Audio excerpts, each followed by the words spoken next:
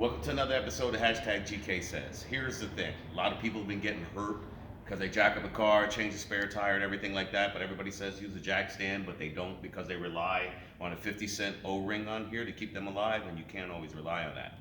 Now, I want to introduce the Unijack. 6,000 pounds. It's a jack stand with a jack included. Let me show you how this thing works. Move in a little bit. So the thing is, you make sure your valve is tight. Now, depending on the size of your truck, you might have to pull this pin. Now, look at that. It's a jack stand. Now, so let's say your truck, you got a high boy or something like that. You find one of the holes that appropriates right up under the differential of your truck.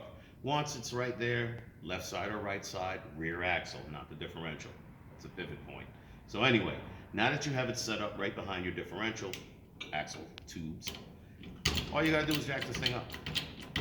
Now, once you get this thing up in the air, you see this little lever right here? This is your lock.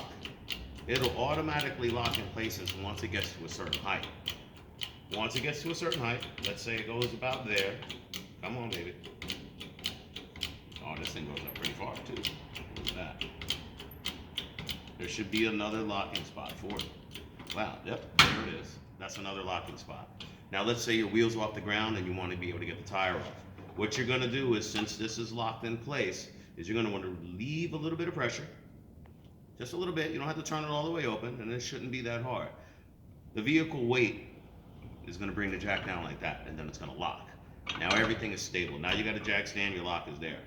Close this. Don't go crazy tight. Just give it a little, just like that, and boom.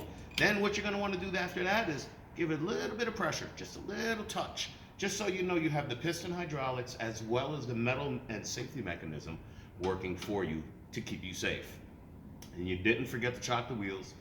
If it's the front tires that are going to be on the ground and the rear tires are going to come up, you got to chock the wheels. Make sure you know the direction, pitch of the highway so the car doesn't roll on top of you or truck doesn't roll on top of you. We know safety, I hope. So now that you have this all set up, now you want to take your wheel off.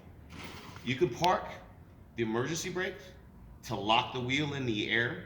If it's the rear tire that you're changing, which is always good, lock up the parking brake. So this way the wheel doesn't move on you when you try to torque it. But anyway, here's a multi-piece, which doesn't take up a lot of space, fits in this little bag. This is your four-way. Comes with flip sockets for different sizes, depending on your truck or car, depending on the vehicle. So let's get to it. Here's a spinning piece. This piece is to be in your hand, a knurled handle. What you're going to do is you're going to slide this piece through two balls, 1, 2, and then it locks into there. Once it locks into there, where the two balls are, you're going to put your handle, you're going to go like that. Now it looks almost like a four-way.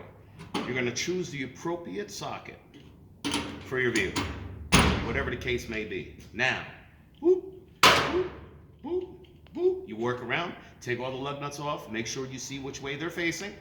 Change your spare tire, put the new tire on, tighten everything up in a star pattern, never all the way around clockwise or counterclockwise. You want to do them across from each other, and make sure you count the lug nuts that you do. That's basically all there is to it. Now what you want to do is jack your jack up a little bit more. You want to make sure that the safety lever comes all the way up like that. Then you want to take this, since you didn't make it crazy tight, it should just take a little wrist motion like that. And then the vehicle, the weight of the vehicle, will bring this jack down. Let me open this a little more. Ooh, brings it all the way down. Now, it should be, due to the fact that the tire is inflated, it should be away from your axle tube on the back differential or front suspension components.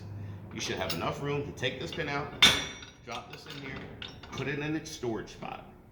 If you want to take this apart, you can. Remember, you know where everything is. But if everything fits in a nice little handy pouch, everything should fit nice and stowed away in your compartments. And then you're back on the road. Thank you for tuning in to Hashtag GK Says. I have other videos coming up soon. We're going to talk to these people and see if they can get at us. And we'll teach you more things later. Thanks for watching. Hashtag GK Says. Like, subscribe, share, you know the deal. Peace.